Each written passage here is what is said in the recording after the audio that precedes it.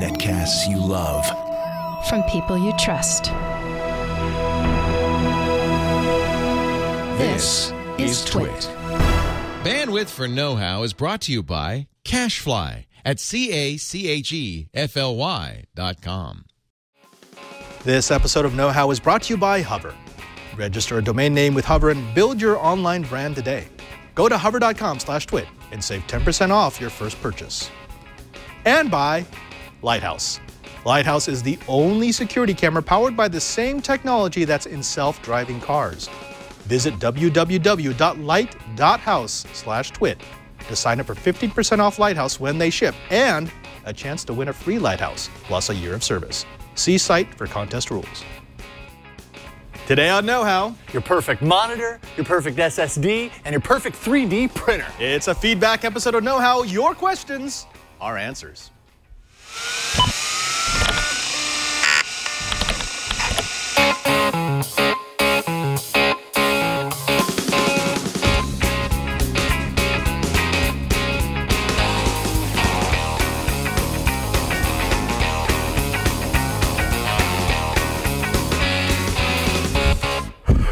Welcome to Know-How. It's a Twitch show where we build, bend, break, and do a half-ass Kamehameha. Sorry, the last time I overdid it, this time I needed to underdo it. I understand. You know, you're going for that balance. Yes. It's like feng shui. It's the feng shui type of cheat.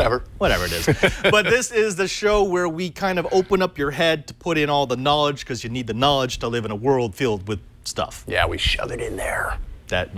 The stuff. I'm knowledge. Comfortable with that. Okay, sorry. All right. Apologize. Oh, but folks, you know, we haven't done a feedback episode in a while, and this is sort of a hybrid feedback. We got a little something. If you've been watching my Twitter feed, you know that we're going to be unveiling a unboxing of a brand new yet unreleased printer. People have been asking me about this. They want something that's a bit more affordable, maybe something that's a bit more portable, something that maybe looks a little more cool, and something that actually breaks the $200 range. We've got that. But where? Oh no, I no, want to see it right now. No. It's Is it under the table? Spatial fold. Oh. It's something I learned from Doctor Who. Oh, okay. Bigger on the inside. Yeah. But before we get to that, we've got a couple of your questions that we wanted to knock out because they're actually quite good. And I'm sorry, I know we haven't done one of these episodes in a while. That's why we're doing it now. Now, Jason. Yeah.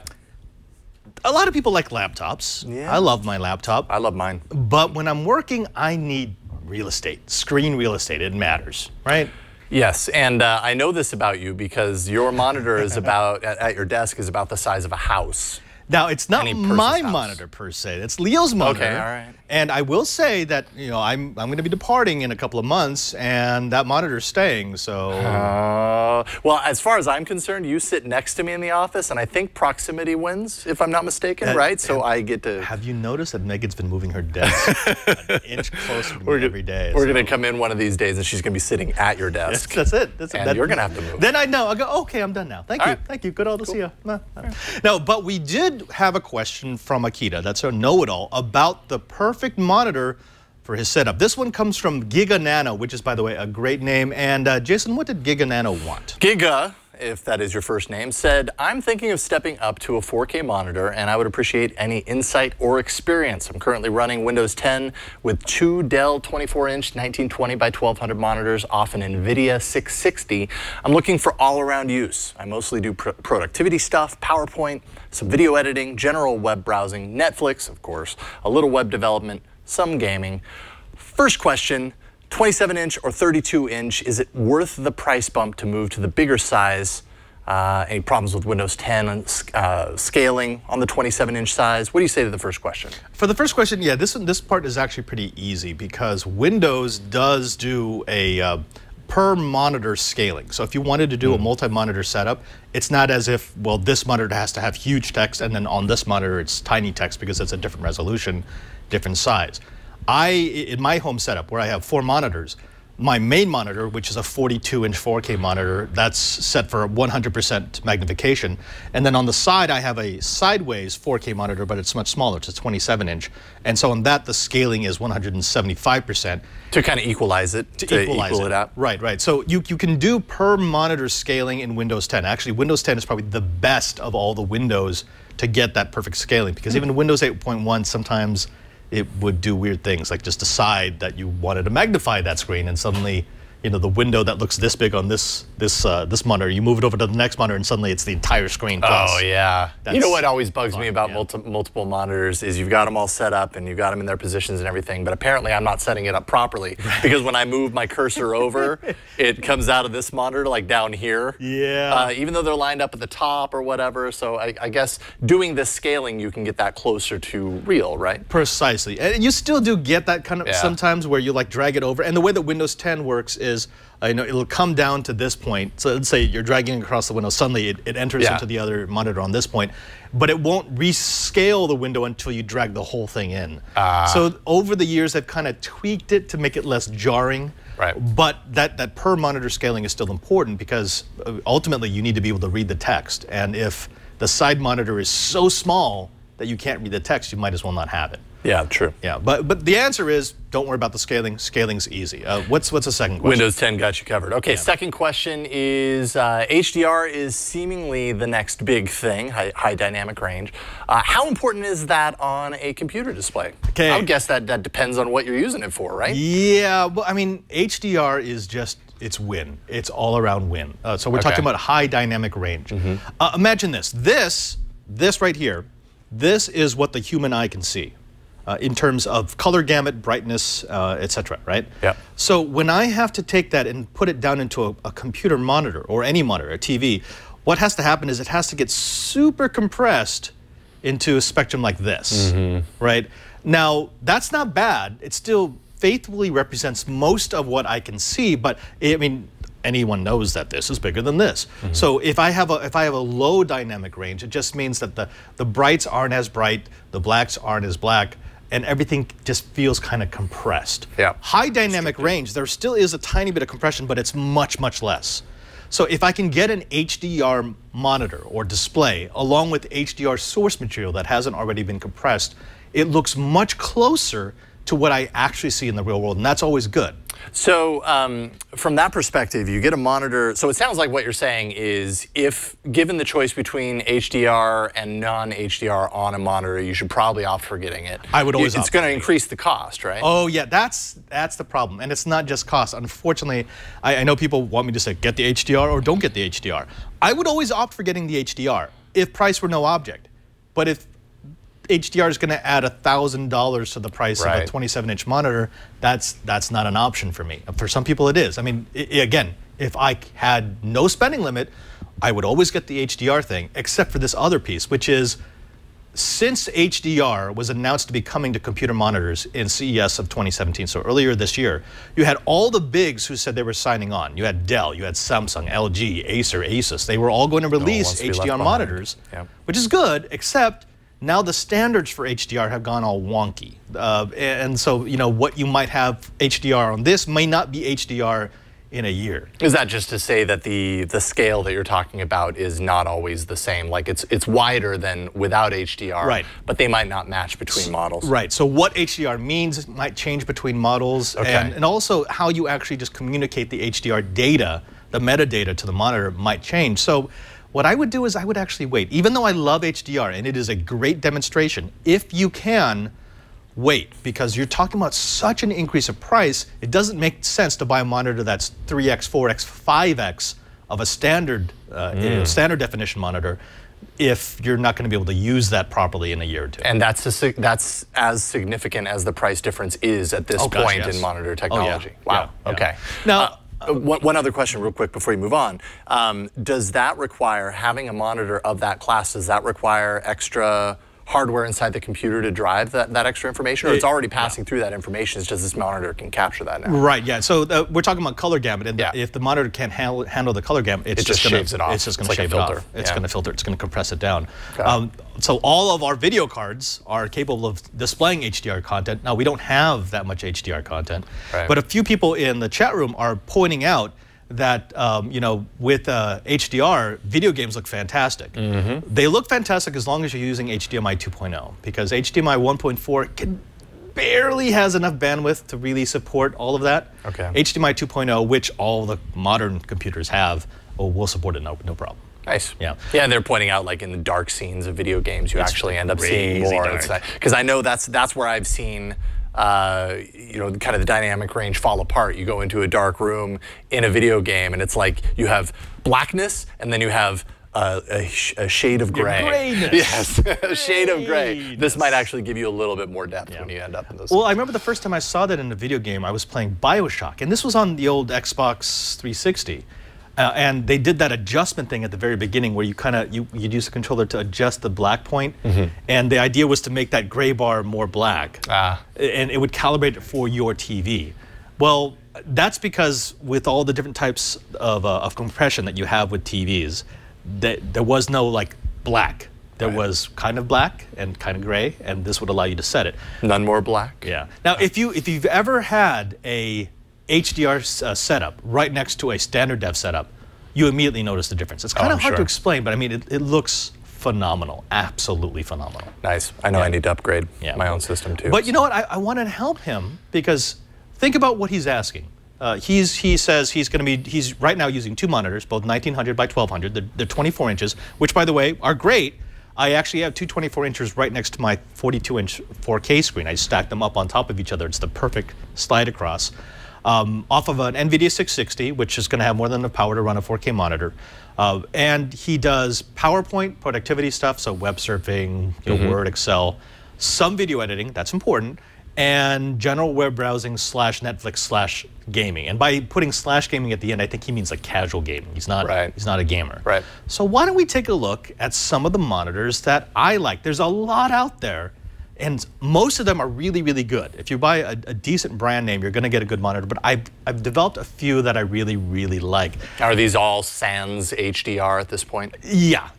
None of these will do HDR, but that's just because I don't want to pay, again, that ridiculous amount of money. These are already kind of a little pricey. It's a Dell Ultra Sharp. I do like the Dell Ultra Sharp series.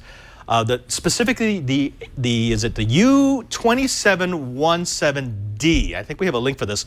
It's about $450. It's 2560 by 1440, so it's a 2K monitor, 60 hertz with an anti-glare coating, IPS. That's 178 by 178 degree viewing capability. So in-plane switching just means you have a wider viewing angle. Okay. You take a standard LCD and you can go maybe 60 degrees off. Right. Either axis to before drop it starts. off. Yeah, you get the color shift. This is almost out to the edges, so really well done. Very nice. HDMI with MHL, so you could do the direct to Android type connection if it supports that. DisplayPort, mini DisplayPort. This is between a 6 and 8 millisecond response time.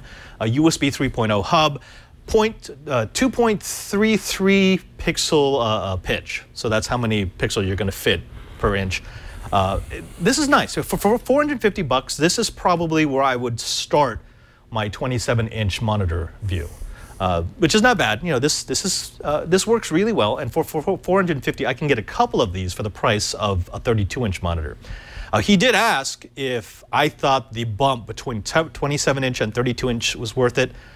No, and I'll explain why I don't think it's worth it in just a bit. Interesting. Okay, I've wondered about that too. You can get this for as low as $300 on eBay if you're willing to go refurbished. Precisely.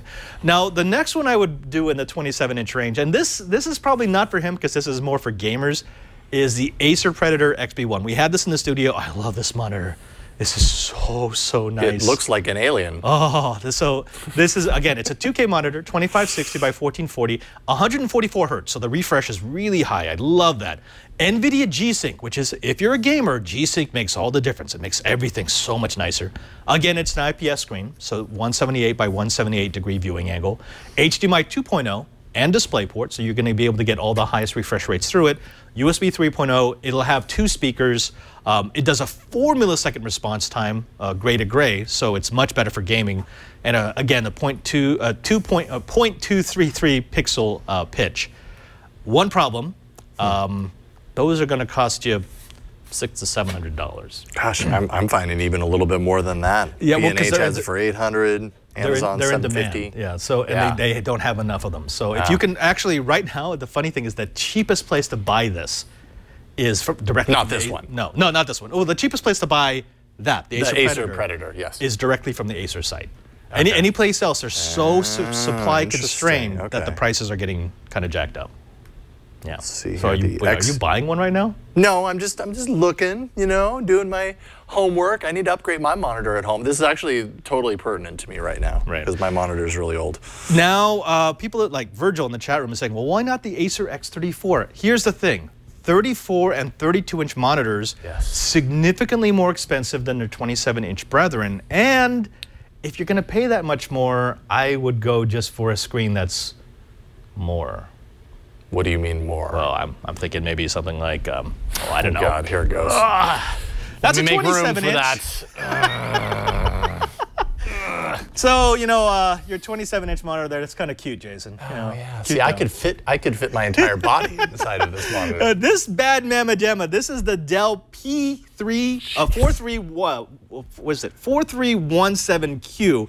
This is this is a ridiculous screen. This is a 43-inch screen. It's 4K, so 3840 by 2160, 60 hertz refresh via DisplayPort only. You can't do that via HDMI. IPS, so again, a 178 by 178 degree viewing angle. Does DisplayPort 1.2, mini DisplayPort, 2 HDMI 1.4 ports, and 2 VGA ports. USB 3.0. This actually has the ability to be 4 different monitors. I can plug in 4 different computers and have them picture by picture by picture by picture. Wow. Yeah, it's kind of cool. I mean, I can attest. This has been in the office that we share for months. Yeah. It looks really nice. Really Every time I see it, I'm jealous. Like, I would love to have this at home for my music setup. Yeah. My music production setup. I mean, I could have literally everything I ever need to see on the screen at once. It would be awesome. This is actually Leo's monitor, and I stole it a year ago. And he keeps, every once in a while, he walks by my desk, he goes, "Don't think you're going to take that home." I'm like, I know. It's a sweet monitor. And honestly, I would have expected the price to be more than this. Yeah. I don't know if my thoughts are outside of the realm of reality, but $950 doesn't seem like that. That's much not much. This is under $1,000, and if I were to get a 32 or a 34-inch monitor that was decent, that's easily $1,600 to $2,000. So this, again, it's not a gaming monitor, but he didn't say he was a gamer. He said he did some gaming. This is perfect for some gaming. It's an 8-millisecond response time. Wouldn't use it for Twitch games, but it's fine for like platform. Cuphead looks great on this. But the biggest thing is, the 4K monitor I have at home, the big one, is actually a TV being used as a monitor. No comparison whatsoever. Yeah, not even I wondered close. about that, because a lot of times you do that, you can cut down the cost for yeah, whatever it's reason. much cheaper. Yeah, TVs are less expensive. I'm sure there's a reason for that. But this is so sharp. I mean, I go from home to here, and I love working on this monitor. Yeah. So much less eye strain. It's actually kind of worth it just to not destroy your eyes. Go figure. Now, again, I realize I asked this question earlier, but it always comes up in my brain because I have an old Mac Pro at home. It's like a 2009, I think, Mac Pro. So yes, I need to upgrade that as well. But I think about something like this, and then I think, well, then I probably have to get extra hardware on my computer to drive it. Do I? No. At full resolution? As long as you like have a graphics card? 3rd generation Intel processor or higher, which is also a 3rd generation bridge, you can support 4K. Okay. And if you have DisplayPort on that MacBook, right, then it will do the 60 hertz. It will do the full refresh. That's possible. Now, the other thing, and people in the chat room are picking up on this, this is a 16:9 monitor. A lot of people like the 34-inch widescreens because it seems to be better for video editing. I like but if you watch movies on an ultra wide monitor, you end up with huge black bars on the side, even in the letterbox version. This is the right aspect. This looks really, really nice. You'll use the entire screen. I love the anti-glare coating on this thing. I mean, I can't say enough. If I was staying in the United States, I actually had budgeted to buy one of these things. Unfortunately, well, if you budgeted it and you're not going to, I'm just saying you can go ahead and transfer that to me, and change I'll the be delivery okay with address. I'll be fine talking with about? Okay, yeah. So that's what I would suggest. I mean, honestly, if your main thing is productivity and email, and you have about $1,000 to spend, there is none that's better than that right now. Yeah, that's pretty sweet. It's sweet. Again, not a super gaming monitor, but you didn't say you were a super gamer, so yeah. I think that's good, right? Yeah. All right. Let's do a related question, because we had another question come to me over Twitter from Caffeine Free Dave. Now, Caffeine Free Dave specifically wanted to ask about monitors. but for his Chromebook. Jason, what do you ask? All right, Mr. Caffeine writes, how do I choose a monitor for my Chromebox i3 4GB? I don't want to get one that I can't drive or don't get the most Chrome out of my box. I've never bought a monitor. I've always bought a laptop, and the monitor is always included. By the way, this was on Twitter, a single tweet. So congratulations, you were one of the chosen few that can write that much in a single tweet. Actually, I jealous. I concatenated 2 tweets. I kind of put in that one thing. I did. You did? See? But no, it's all there. Oh wait. It's all there. Is he 280 characters? Yeah, that's definitely caffeine-free. Dave, you've been holding back on me. Yeah, pretty sweet. So congratulations there. You win the prize that I don't have to give you. But what is the answer? Well, here's the thing. Let's take a look at a Chromebox. Now, you probably remember this one. Does this look familiar? I remember those. This was Google I/O, what, 2011? I will go ahead and say that I think I plugged it in once and I just went ahead and got rid of it. Folks, this was actually the Chromebox that was given the same year at Google I/O. It was the same year as the Nexus 7 tablet and the Nexus phone and the Orb. Remember the Orb? The Nexus Q? Yeah. Yeah. Oh, actually, you have one. I have one in the office, yeah. This is actually not bad. This is an i5 processor, and the whole idea is it runs, the Chrome OS. It's obviously I've used it a lot. Machine that you love. Because you decided to keep the plastic on there so that it would never tarnish. That means nothing because I'm Filipino and we keep the plastic on everything. I can see why. It makes it beautiful. Hold on, wait. See, makes for beautiful hardware. There's a trick to this. You gotta get the bubbles out. The best no, I tore. Oh, just go for it. Gosh. Just go for it. It's the best part. Okay, fine. Oh, see, doesn't that feel good? It's 6 years old, but now it's new again. Exactly. Except now I can't remove this because the plastic has actually fallen apart. Yeah, okay. Hey, 6 years ago, there was a lot worse design in the world than what we have right here. This is the nice rounded corners. Yeah, that's probably not what's cool about it. A lot of the hardware looks like this, though. So, I mean, you get the basic ports. So, I mean, actually, obviously not DVI right now. This does have 2 display port out, Ethernet, USB. It's not a bad box. He's probably got something like an Asus i3. Here's the thing. When you start looking at the maximum resolution that you can get out of a Chromebox, since it's going to be using shared memory, it doesn't have a dedicated graphics part. It really depends on the processor, specifically on the generation of processor. Now, if you've got a 3rd gen box, so i3, a 3rd gen i3, assuming HDMI connectivity, you're limited to 2560 by 1600. That's the most that you can push out of that. It just won't support more. However, if it's a 4th to 7th gen Intel chip, any of their i series, it will support up to 4K. So 4096 by 2160, which is kind of nice. I like that. I like that. Now, if however you are running an i3 and you said you were running an i3 with 4 gigabytes of memory, you could technically run 4K. It is going to struggle at 4K. There's nothing that's going to reduce the amount of pixels it has to push at 4K. So what I would probably say is go 2K if you really need high definition, or even better, stick with 1080p. In Android, do you really need a whole lot more than that? I mean, it's probably the kind of thing that if you can, then you might as well. But no, that's probably going to be sufficient.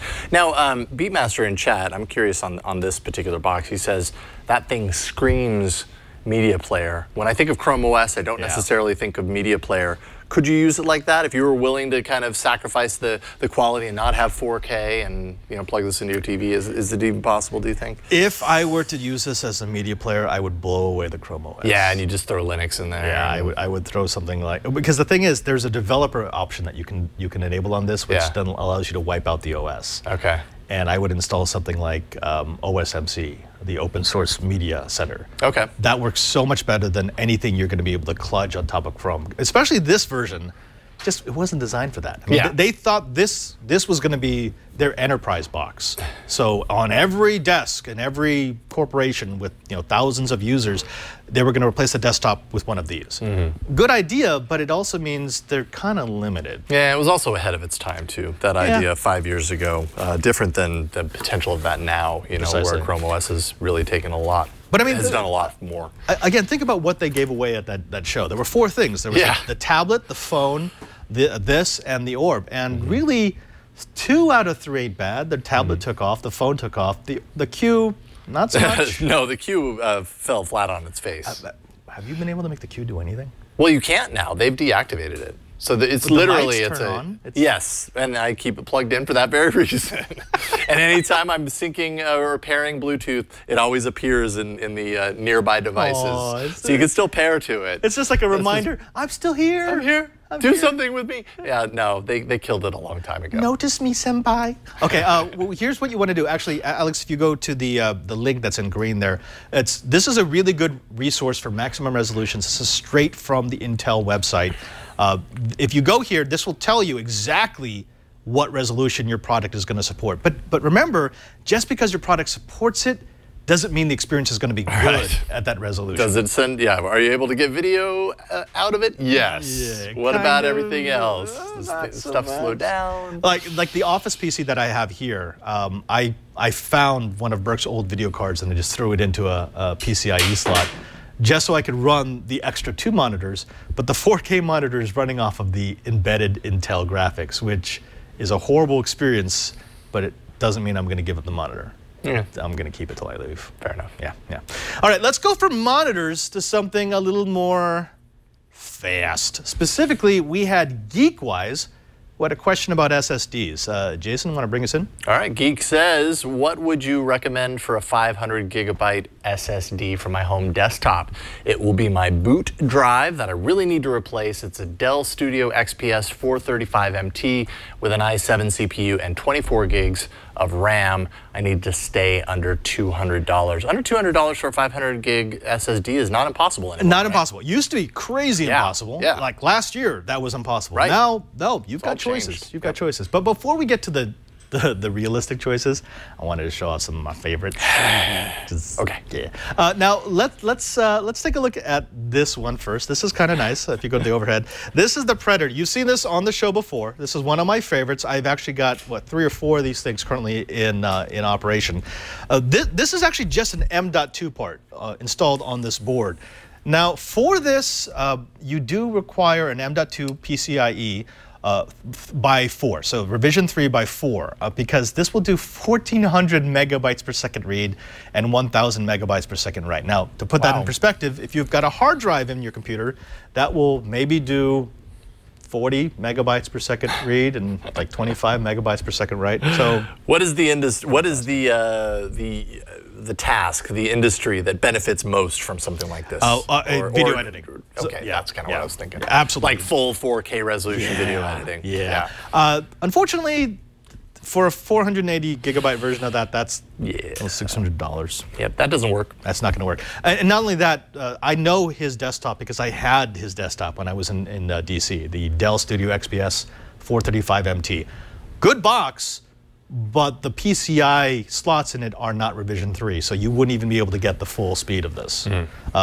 Let's go to something even more insane, something that he really couldn't do. This is a terabyte. This is a terabyte of SSD goodness. This is the Kingston DCP 1000. Now, Jason, so that other one was pretty good. You know, 1,400 megabytes per second read, 1,000 megabytes per second write. This thing does 6,800 megabytes per second read, 5,000 megabytes per second write. It does 1 million IOPS. Now, this is not a consumer board, even though I have one in my PC because I'm crazy. This is really designed for data centers. This is multiple M.2 cards that have been put together in a performance RAID. But it uses a special switching fabric which does not add any latency. I know it sounds magic, but it totally works. One problem. Okay, so this requires 8 PCI 3.0 lanes. That you're not going to get it on that MT. Yeah, probably not. Also, a little bit out of his price range. A little bit. Yeah, it's $1,000. Now I see the price. Yeah, okay, just so, $1,053.99 to be specific. But now that we've gotten all the dreamy stuff out of the way, let's talk about what's more realistic. Let's actually give you something you can actually get. Let's actually answer the question rather than just kind of salivating over here. I will say, a year ago, that's the same Mac Pro that I was talking about. I'm always looking to stretch it, you know, because I don't want to have to upgrade unless I absolutely have to. I think I'm getting close to there. So I replaced all the regular drives with SSDs. It was not that expensive, and I was able to throw a bunch of terabyte SSDs in there. And isn't it crazy how much faster it becomes? Yeah. Oh, and I mean, it's night and day. Yeah. You know, booting up used to be such an annoyance with that computer, and now it just takes seconds. It really does make that much of a difference. Quick note on Jason's idea of upgrading, because this, again, it is an older desktop. The 435 MT is a little bit older. It is actually limited to SATA revision 2, not SATA revision 3. The difference is SATA revision 2 runs at 3 gigabits per second. SATA revision 3 runs at 6 gigabits per second. Why is that important? Let me explain. All of the newer SSDs can actually saturate the SATA revision 2 bus. They transfer data faster than that bus can handle. So if you get a SATA 3 drive SSD and you put it into a SATA 2 computer, it just means that it will work, but it's not going to be running as fast as it possibly could, because you're going to saturate the bus before the drive hits its limit, right? So even the cheapest SSD right now is going to be way faster than your computer can handle. Just know that, just know that. Okay, so let's take a look at the super budget version. This right here, I kind of like this. This is the Kingston A400. It's a 480 gigabyte drive. This one's going to run you $150. So that is great. That is super, super economical. Now, it's 500 megabytes per second read. It's 450 megabytes per second write.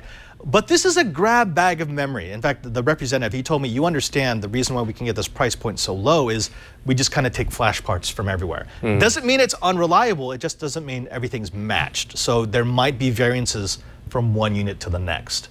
But again, that's how they get the price so low. How much of a variance are you looking at? Like, is that anything that anyone would really notice? If for this computer, because he's not going to be able to use it at its max, he won't notice it at all. Right. So if we've got a link for that, $150, and you've got yourself half a terabyte of storage. That's not bad. Nice. That's actually pretty good. Very good. Now, let's go one step up. My one step up from that A400 would be something like this. This is the UV400. This will do, 550 megabytes per second read, 500 megabytes per second write. Again, faster than this, but since I'm not going to be able to tap anywhere near the potential of either over this desktop, the reason why I would get this is because I was thinking, you know what, when I replace my desktop eventually, you can pop it out. I can pop it out. Pop it in again. Pop it in, it'd be all good. This is really close to the maximum of the SATA revision 3 bus. Now, this is more reliable. These are actually using matched memory parts. So unlike the A400, it's not the grab bag. You're not going to see great variances in performance between units. And I kind of trust it more. And that's only $170. If you go to the link to there, $20 more is going to give you arguably a more reliable product, which is kind of good, right? Absolutely. Yeah. Now this right here though, this is a kit, right? So that you can. That's an upgrade kit. Yeah. Okay. So this is all right. Yeah, it's cool. a little different. Yeah. Now it's not just all Kingston. There's actually a Samsung drive that I really like. Super reliable, not that expensive. It's the Samsung 850 Evo, the 500 gigabyte version. We've got a link for this. This is $150. And if you're not, I'm in a Kingston, and I kind of like to keep all my storage in the same vendor. Just because that's my personal preference. But if you're in the Samsung camp, this is a great drive. It's not their fastest, but again, you're not going to be able to use their fastest. 540 megabytes per second read, 520 megabytes per second write. That's pretty decent. Right on. Okay. One last bit, and you've seen me use this before. This is the Savage. This is the HyperX. It's also a Kingston product. This is the 240 version, but the 480 gigabyte version of this costs $240, and it does actually come. Let me make sure I don't have the serial number there, because people can use that. I know people are going to be able to sketch. This thing is crazy fast. 560 megabytes per second read, 530 megabytes per second write. This absolutely will max out your SATA revision 3 bus. I also like the fact that it comes with all the tools that you're going to need to install. I've taken out the case, but also a little USB 3.0 case. I love this kit. I really love this kit. And if I was thinking future upgrade, this would probably be the one that I would want, because I can pop this out of my old desktop, put it in my new desktop, and it will be still crazy fast. Yeah, you're paying a little bit more up front to make sure that you're future-proof when you move to the next thing. Now, I will point out one very important thing right now. Yeah. What month is it? Oh, I don't know. It might be November. November. What happens at the end of November? Black Friday? Yes, and Black Friday is a very good time to pick up SSDs, a very good time to pick up a lot of this type of stuff. So I would say if you're this close, maybe hold off, have these models set aside, and just wait for Black Friday. You don't have to wait and wait and wait through Christmas or whatever. I suppose you can if time is no issue. But you know, Black Friday, a lot of stuff goes on sale, and you're almost guaranteed, I would guess, to see some of this hit Amazon or whatever other sites and get a nice 20 or 30 bucks shaved off of it. Now, do you still do Black Friday where you wait in line at the store? Or No! It's all online, right? Heck no, I don't wait in line for anything. Yeah. There's probably things I wait in line for, but I don't go to the stores that early. I'm not that interested in a deal. I did it once about 15 years ago, where I went to, it was like a Best Buy or something. I just wanted to see what it's like. I'd never done one of those. And after about 15 minutes, I'm like, this is ridiculous. I'm out of here. This is, you know, there's such a rush that people are basically putting anything in their cart. They're not even looking at what it is. It's like, oh, it's on sale. Yeah, it's just kind of gross, I think. Yeah. If I were a marketer, what I would do is I would find all the stuff that isn't selling and I would put it right up front on Black Friday with like 60% off, and people wouldn't even know. Yeah, be like, yeah, I want that. What is it? Great. It's a deal. I don't know, but I'm getting a CD deal. sanitizer. Okay, yeah, it's a gift. All right, now when we come back, you know what I want to do? I want to take a look at disasters. Yeah, okay. Yeah, we'll do that in just a bit. But before we do that, let's go ahead and take a moment to thank a sponsor of this episode of Know How. Now, Jason, you may have heard location, location, location. I've heard that. It's all about location. It's all about making sure you're in a place where your work, your personality, who you are is visible. I mean, that works online. It works in the real world. It works pretty much anywhere. Well, if you want to get the proper location, if you want to make sure that your work is noticed, what you need to do is to pair yourself with a company that will help you to get that exposure, will help you to get that location, that will help you to be who you need to be online. And that's why I'm so happy to have Hover as a sponsor of Know How. Now, what are you passionate about? Do you have an idea for a business? Are you launching a creative project? Buying a domain is the first and biggest step to building your brand online, because it is all about that location. Now, Hover has over 400 domain extensions to choose from to help you form your brand, to make it a reflection of who you are. That's a lot of choices to help you find the perfect domain name. If you're a blogger or a company trying to create new leads or inform your customer base, you can use the .blog instead of a generic .com or .biz domain name. Now, by using .blog, you tell everyone to expect impactful content, something personal, a personal statement, or a business rather than a generic homepage. Whatever your interests might be, Hover has an extension for you. That includes .tech, .photo, .security. And do you know what else is great about Hover? It's got the best in-class customer support team and no upsells. They don't get commission. They just want to support you. They want you to be a happy customer because they understand that happy customers are their best advertising. Now, the Hover Connect feature allows you to connect your domain name to any host or website builder with just a few simple clicks. And personalized email that matches your domain and further supports your online identity is all included in your package. So here's what we want you to do. We want you to show the online community who you are and what you're passionate about. Just go to hover.com/twit and get 10% off your first purchase. That's hover.com/twit. And we thank Hover for their support of Know How. Jason. Yes. I don't like disasters. Nah, neither do I. But they happen. They do. I mean, we had it in Houston, we had it in Florida, we had it in Puerto Rico, we had it here. I mean, we had a big scare at the studio just a few weeks ago. Best to be prepared ahead of time. When the call was out that Petaluma may be evacuated, thankfully it wasn't evacuated due to the Sonoma fires. But when that call was out, I realized I had all my backups, just as one example of being prepared, on drives that I could throw in the luggage, so all my stuff would be there. But you know, they say you need it all over the place, and I didn't have my cloud backup going, so I fired that off, and that's been churning ever since in case something happens in the future. I've had that too, where it's sort of like, oh yeah, disaster. I should probably have done all that stuff I should have done 6 months ago. It takes something like that often to push you over the edge to actually do it, which is actually a good thing. Well, we had Jay Ricardo who had a question about being prepared for these disasters, specifically about our episode on the new screensavers about bug out bags. Jason, what did he say? Let's see here. Jay says, I just watched New Screensavers episode 122 where Padre and Patrick Norton talked about their bug out bags. Interesting idea, but both of them only had water for a few days at most. I think any real bug out bag needs to give the user the ability to stay off the grid for weeks or months at a time if the excrement strikes the air moving component of the atmospheric regulator. Interesting way to put that. Will you be doing a know-how version of the bug-out bag that includes a longer-term water supply? First of all, I have to say, Jay Ricardo, I appreciate the, excrement hits the air-moving component of the atmospheric regulator. I am almost positive I know where you got that from. You got that from the Bobaverse? If you did, tweet me back, but that's awesome. It's basically the crap hits the fan. Yeah, I know. Yeah, you got that. I got that. Now this was cool. Patrick Norton and I, we went through what we had in our bug out bags because we both have several. I've got 2 bug out bags in my residence. I've got 1 bug out bag in my car. I've got a bug out bag in Las Vegas, 1 in DC. I've got 2 in Rome. And it's just prepared. Yeah, I'm prepared, but also, you know, it's a recognition of what you might need for that. Patrick was big on saying there is no best bug out bag. The bug out bag that you need to build has to fit your needs and the area. You know, what might work for one side won't work for another, but what always does work is water, and that's what Ricardo picked up. Now, in the episode, I carried 3 liters of pure water in my bug out bag, and the reason why I don't carry more is because water is actually pretty heavy. Yeah. Yeah, it will quickly weigh you down. It takes up a lot of space, too. And it does take up a lot of space. So he rightfully said I could only survive maybe 3 days if I was willing to be dehydrated a little bit. 1 liter of pure water a day will probably keep me moving just enough to get where I need to go, get going.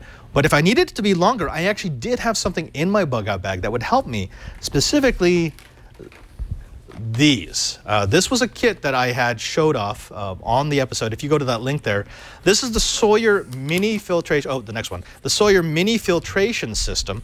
Now, the whole idea is I have this foldable bag right here, and I can fill this with like creek water or nasty water, basically anything, the purest water I can find that might still have some contaminants in it, and then I can just squirt it into this bottle. So I have the dirty bottle and I have the clean bottle, and this will give me decent water. It's not going to really clear out any of the chemicals that might be in the water, but it will definitely clear off any of like the microbes, bacteria, amoebas, microorganisms that I don't want to be ingesting.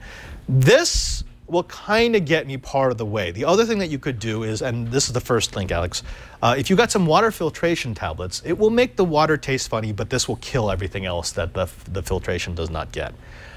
That's, it'll work. The most important part, I would say. Yeah, right? And actually, the way that I was always thinking about using this was I would kind of save the pure water. I would want to use this anytime I was near a decent enough water source. Yeah. Right. Yeah. That makes a lot of sense. Just cause. Yeah, because you never know how long you're going to have that water source. That's true. Or that your personal supply would run out too fast. And I've got one of these in every single one of my bug out bags, along with the tablets, the water purification tablets. They don't weigh that much. They don't cost that much. What about you? Do you build a bug out bag? I was afraid you were going to ask that. I mean, we have things at our house that are like we bought a kit. At this point, probably too long ago. Like, we have to buy a new kit, and we were just thinking about this. It's complicated in my scenario, or anyone who has a family, because you're not talking one person. You're not talking, 3 liters for 3 days. You're talking times however many people you have in your family. So it adds up quick. That's that much more space that it takes. In our cars, we have little emergency kits and changes of clothes for all of us so that we're always, it's just stashed away in the trunk. Nothing to the degree that you have here, and it's making me feel like my little backup comment at the beginning of this segment was pretty insignificant in the grand scheme of things. I will say this, because I know people are going to ask, no, you cannot filter your own urine. Enough of the salt gets through that it's not going to be healthy for you. So just no. But Bear Grylls does? No. Okay. Not even with that live straw. I know there are YouTube videos that show people, oh yeah, you could survive. No. Let's hope you never have to come to that. Don't do it. Don't do it. However, one of the most important pieces of my bug out bags, and this actually we did not show in that episode, is not any of the food or camping gear that is in it. It's a small tablet that I have in each and every single one. It's an e-ink reader, so it requires no batteries. These things will stay good for 10 years. Oh, interesting. And it has pages and pages and pages of instructions on how to build tools and things like water purifiers. That is more invaluable in a disaster than anything else. And actually, Jason, I went to Maker Faire a while back, and I took a look at a vendor who was showing us something that I added into my little disaster compendium, because he has open source plans for water filtration systems that he's been building for third world countries. Nice. Yeah. Without further ado, let's take a look at the O Horizons filter.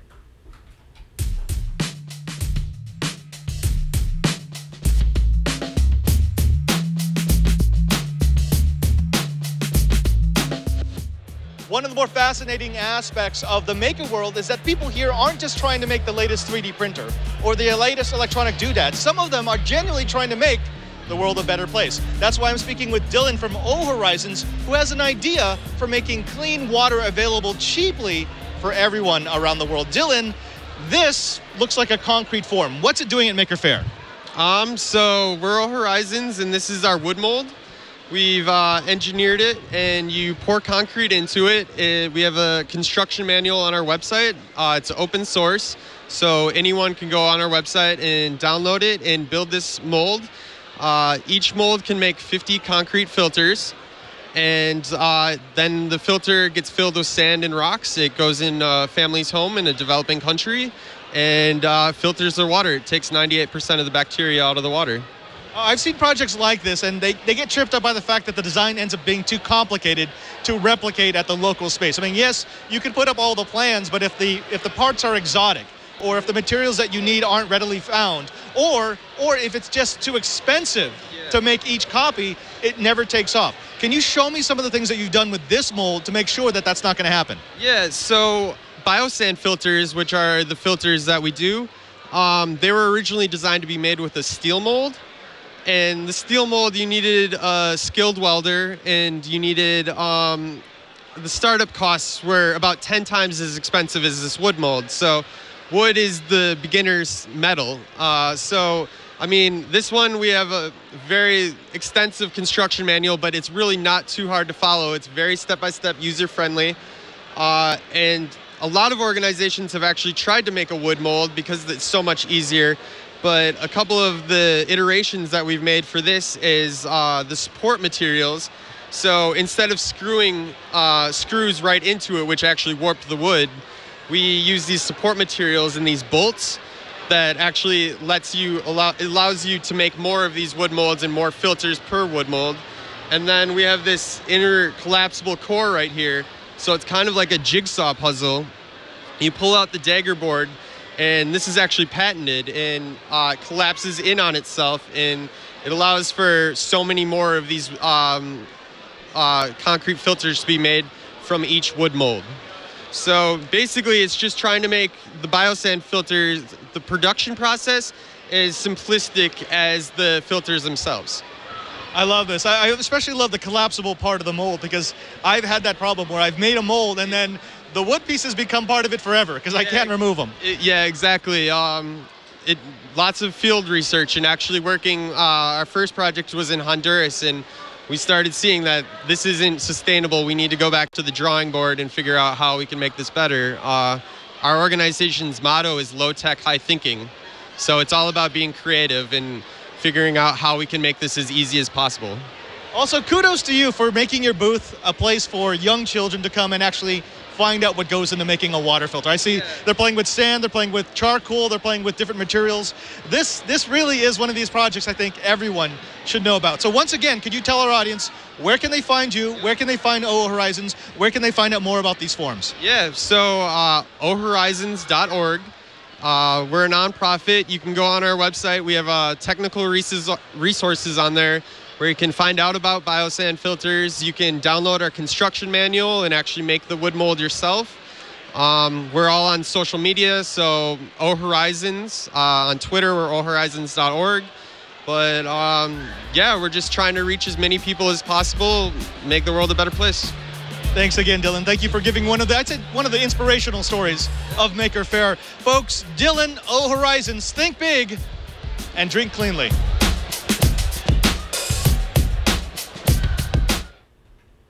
That's a very cool project. Yeah. What I like about it is the notes that I ended up adding to my little disaster book, is that he actually tells you how to create all the ingredients out of local source. So you find sand, you create a fire, burn something. That's the way you get activated charcoal. And then he shows you how, okay, this is how big it should be. You want different layers of different coarseness. And you know, it's fascinating because I've built these before, and the water looks like it's clean and it's tested clean. I have still never actually drank anything out of it, though. Probably best to leave that. I mean, just, you know, for the disaster. Yeah, just leave it for the disaster when you kind of don't have a choice, because this is better than not having it. Right. You know, it's hard to know ahead of time whether you should drink that water or not. But he actually gave us the plans for one of those concrete filters, which is nice if you want to do something, you know, in a steady place. But the directions work for any time you can get a container. I've used Home Depot buckets. Okay. I've used those big 50-gallon drums. I've used 500-gallon containers, that, you know, those huge plastic ones, and you just fill it with levels of clay, sand, charcoal, and you just keep alternating layers. The more layers that you can create, the more that it can filter, the faster you'll get output. And then typically I'll kind of let the output sit for a while to let the sediment settle out, then maybe run it through a filter to get anything that's left. Yeah. Now, when I was doing, we actually did a disaster competition, and I won a prize for creating an ozone generator. And that was just a high voltage source that was, you know, you pass an arc and you create ozone, but then you could blow the ozone through the water and that will kill everything. And it doesn't let the water taste funny, so yay. Wow. Yeah. You're smart. No, He's smart. I have no family. I have no kids. I have no social life. And he's smart. No.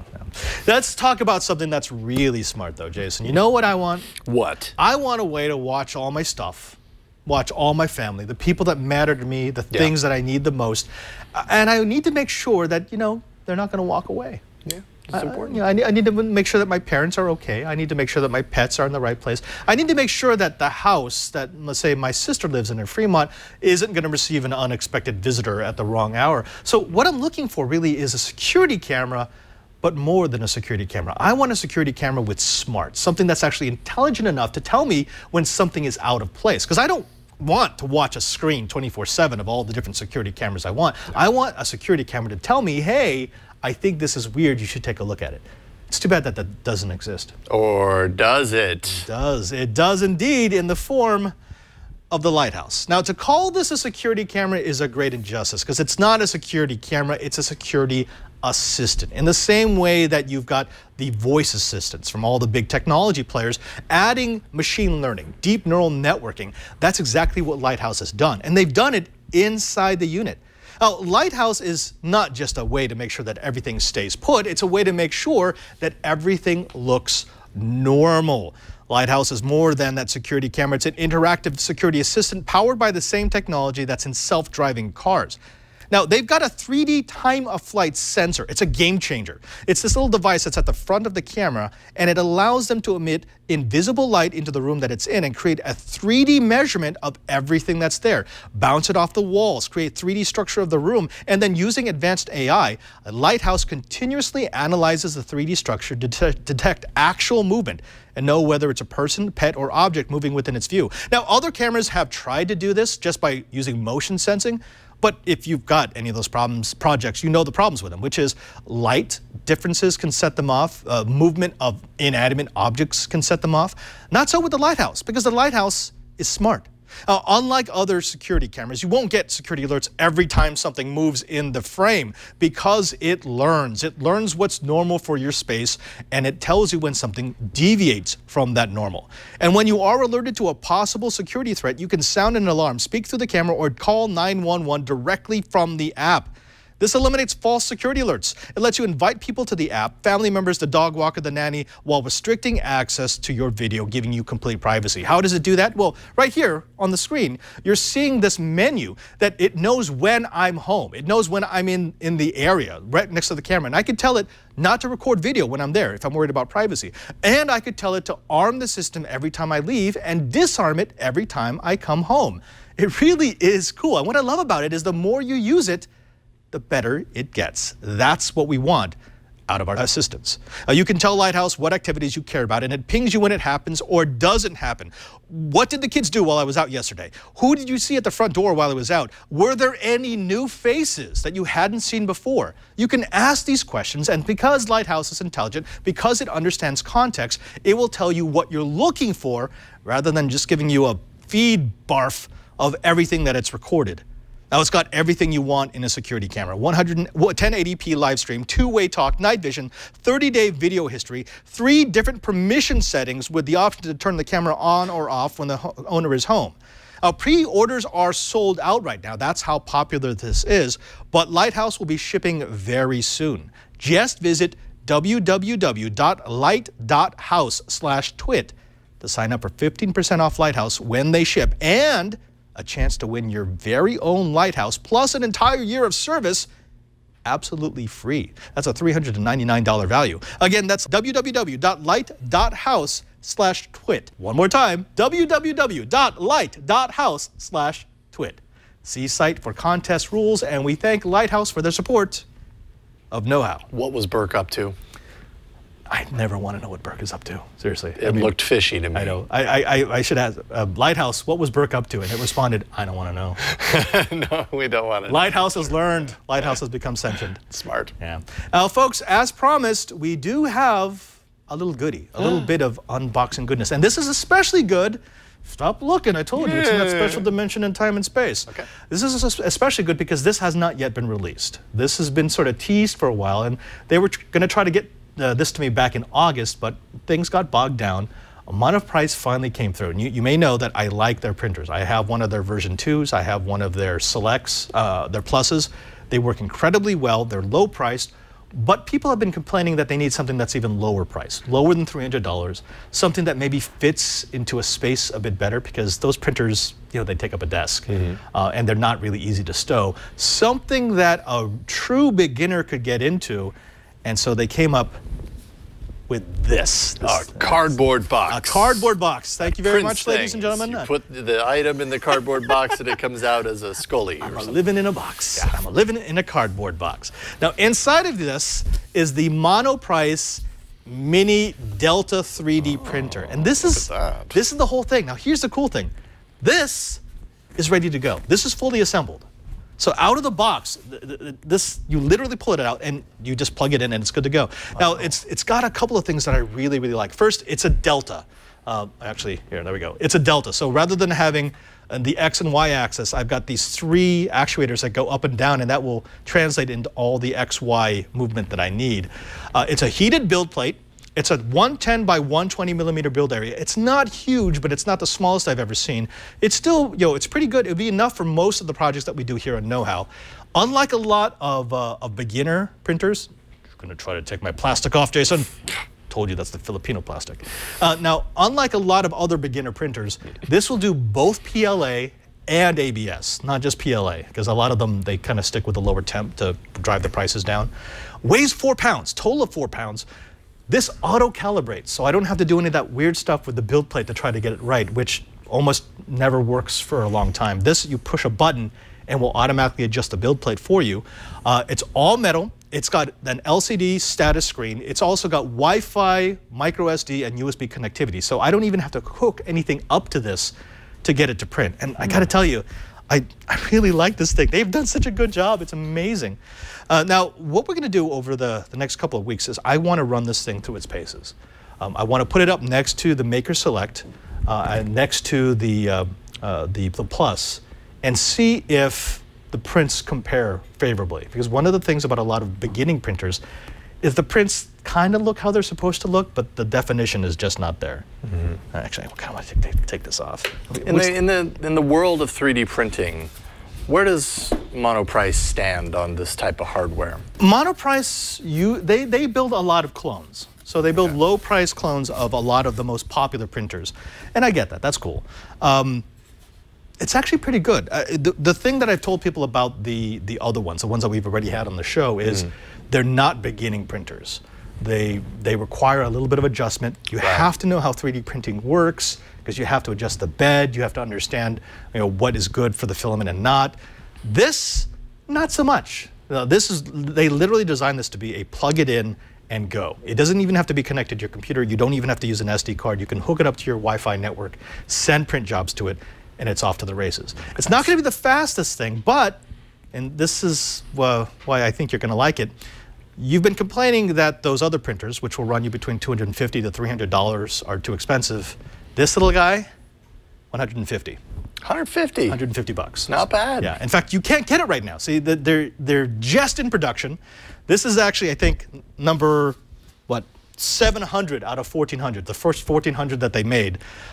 So when this goes on on sale for 150 bucks, and it's this small, and you can move it in and out of your work area as necessary, I think this might actually get some of our audience to finally dive into the 3D printing. No kidding. That's a super low price. Yeah. And what I'm going to do is I'm going to go back through some of our projects, and I'm going to divide up some of the larger builds so that they will all fit on this build plate. But I got to say, you know, especially since this head is completely upgradable, I have so many plans for this thing. This might actually come with me to Rome. Well, it'll fit in your bag. It's not small. Actually, yeah. Hold on, wait. Yeah. Oh, maker backpack. You could print yourself with this larger printer a backpack to fit this on your back. Yeah. Actually, you know what? We are going to be printing with this in just a bit. We're just going to tease this, but it's been over 2 years since we did a quadcopter project, Jason. And I was thinking that, you know, with you on board and Patrick on board, maybe it's time we started creating again. In fact, I'm doing this right now. This is a 150 class, but this is designed to run indoors, well, hence the ducting. I originally created this just so that it wouldn't hurt people or pets or walls, but side effect, I found out that by doing this, by ducting the fans, I actually get a lot more thrust. A ridiculous amount, like almost 40% more thrust than I would without the shroud. So yeah, you know, I think maybe that might be a really good test of our new MonoPrice Delta. Dang. See, what can I say? You're smart. You got the skills. That looks really nice. That's what we do. Yeah. Jason. Hey. I know this has been a lot of stuff. We've covered everything from monitors to SSDs, we've covered some ground. 3D printers to disasters. You know, I wish there was a place that people could go where they could maybe get all the show notes. Not possible, but in a fictional world, that actually totally exists. It's probably twit.tv/KH. KH, yeah. Just go to twit.tv/KH and you will find not just all of our episodes, but also the show notes for those episodes. That includes the links to the parts that we've purchased for projects, or, for example, where you might buy my favorite SSDs.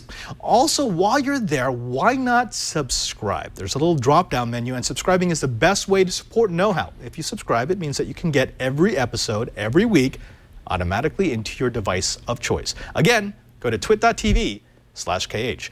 But you could also find us on the socials, specifically on Google+. Just go to Google+, look for Know-How. There's a very short approval process, so we can keep out all the scam accounts and all the cam girls.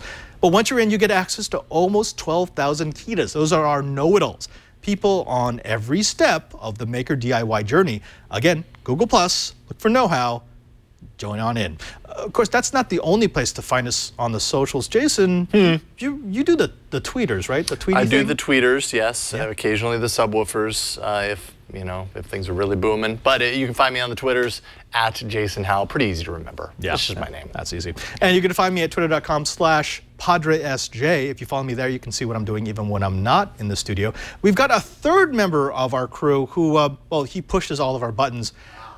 We call him Bill. Bill, you want to say hi to the folks Bill? at home? Excuse me, Padre. It's pronounced Alex.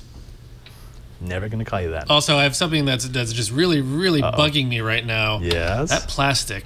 No! No! No! Plastic stays. Look! It's like a new screen! Oh, thank Great. God. Great, now I got a glass MonoPrice for another one. What 700 printers, you just destroyed one. Yeah, why don't you just print one of these? Wow. Wow. what relief. Thank you. Don't we all feel better? Except for Padre. You know, it's like those tags on those pillows that said, do not remove. Oh, police, they're there to be removed, Padre. The plastic protector police are coming after you, Hal. But you're going to find Bill, he calls himself Alex, at twitter.com/ANELF3. Also, we should mention, we've actually got a studio guest right now. We do. Did you know that? It's kind of awesome. We've got Nathan from Sacramento. Nathan, can you come up here real quick? I want people to say hi. Say hi. Wait, which camera am I looking at? That one, right there. Oh, okay. See, this is how we treat guests, folks. We love it when We put guests them come in front of the camera and we tell them to talk. Nathan, would you get one of these printers for $150? Actually, well, if I You would? for $150. Would you take the plastic off? I've been out for a while. Good man. See? Good man. Thank you, Nathan. Yeah, you've given me faith in humanity. Here, you can have that plastic. You can make your decision, an informed decision, by holding onto that plastic. Until next time, I am Father Robert Balaser. I'm Jason Howell. And now that you know how, Go do it. as long as it doesn't mean tearing the plastic protector off the screen. Definitely do that.